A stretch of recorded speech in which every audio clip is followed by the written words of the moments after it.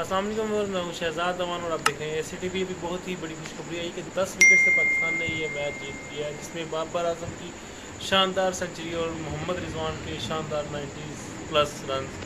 تو یہ بہت ہی خوش آئند بات ہے کہ بابر اعظم کا بلہ چل پڑا بالآخر، جو کہ ایشیا کپ میں بھی بالکل خاموش تھا، مطلب کہ نہ چلنے کے برابر تھا۔